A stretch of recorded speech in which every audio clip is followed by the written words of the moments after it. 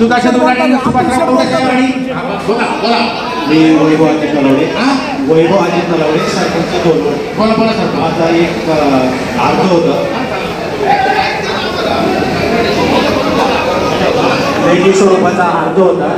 तुम्ही लेखी स्वरूपाचा तर त्याबद्दल मी प्रश्न विचारत नाही. पण तुम्ही जो अधिनियम सांगितला त्या अधिनियमाचं पुस्तक हे प्रत्येक ग्रामपंचायतला प्रत्येक सोसायटीला एक तुम्ही द्यावं अशी मी तुम्हाला एक. आणि दुसरा एक माझा असा प्रश्न आहे, जे बाजार समिती जे शेतकरी माल घेऊन येतात जे शेतकरी माल घेऊन येतात असताना त्यांच्याकडनं जी गाडी येते त्या गाडीच्या संदर्भात तुम्ही काय ते शुल्क आकारलं जातं बाजार समितीत 10 रुपये 15 रुपये.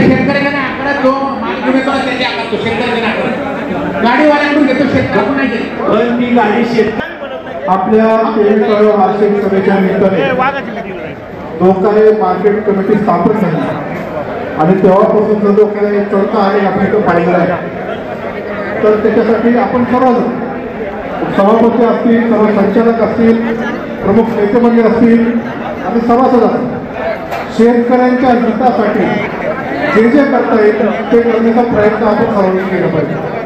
आणि ते करत असताना मतप्रवाह प्रत्येकाचे वेगळे असू शकतात, नाही असं नाही. याच्यामध्ये कुठल्याही प्रकारचा राजकारण न येता शेतकऱ्यांच्या हितासाठी ज्या मारतात त्याच्यासाठी लोकप्रतिनिधी पण यांच्या पाठीशी उभं राहायला पाहिजे. काही गोष्टी अशा घडल्या ठीक आहे, त्या मनाला पट्ट्या दोघ्या नव्हत्या, पण मार्केट कमिटीच्या हितासाठी पुढे जात असताना सर्वांना विश्वासात घेऊन पुढे जाणं हे तेवढं प्राप्त आहे असं मला वाटतं. म्हणून आपण सर्वांनी इथं उपस्थित असलेल्या प्रत्येक व्यक्तीने पत्रकारांचं आपल्या मार्केट कमिटीचं उज्ज्वल भविष्य कसं होईल याच्यासाठी आपण सर्वांनी कार्य करावं. आजची मीटिंग अत्यंत चांगल्या पद्धतीने सहकार्याने पार पडली त्याबद्दल त्यांचा आभार. या कृषी उत्पन्न बाजार समितीच्या कार्यासाठी आपण सर्वजण एकत्रितपणे घोषित झाल्यामुळे आता बोलत नाही आणि माझे 2 शब्द जय हिंद, जय महाराष्ट्र, जय शिवराय. सभा संपली. सभापती साहेब आमचे प्रश्न बाकी आहेत. सभा कशी संपली? सभा गुंडाळलेली आहे. सभापती साहेब आपण उत्तर द्या. सभा प्रश्न बाकी आहे. जेवण चांगलं झाले हरे सर्वांनी जेवण जायचं. आपल्या परवानगीने मी एक प्रश्न विचारतो. मला त्याचा खुलासा पाहिजे. नारायणगावला जी आपली 13 एकर जागा आहे त्या ठिकाणी आपण तात्पुरतं शेड चालू केलेलं आहे. आपल्या नारायणगावला जी 13 एकर जागा आहे माध्यमांमधून आम्ही खूप ऐकतो की ही जागा योग्य नाही. या ठिकाणी हायड्रेशन तारा आहे, परंतु आता आम्हाला समजलं त्या ठिकाणी तात्पुरतं शेड चालू झालेलं आहे.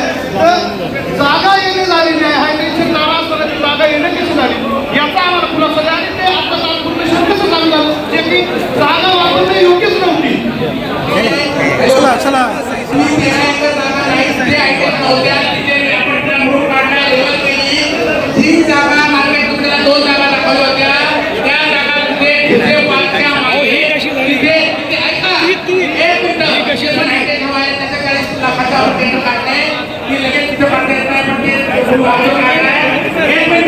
तुम्ही सांगितलं जी वापर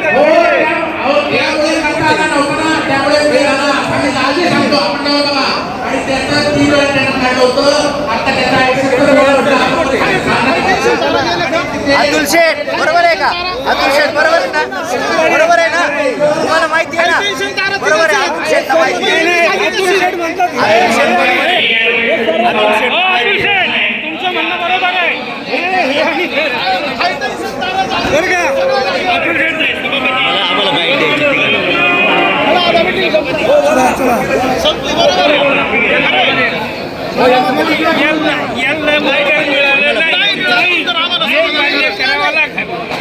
तुम्ही सभापती झाल्यावर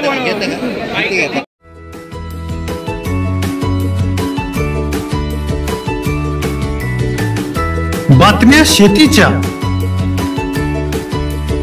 बातम्या मातीच्या, बातम्या अन्यायाच्या, गुन्हेगारीच्या,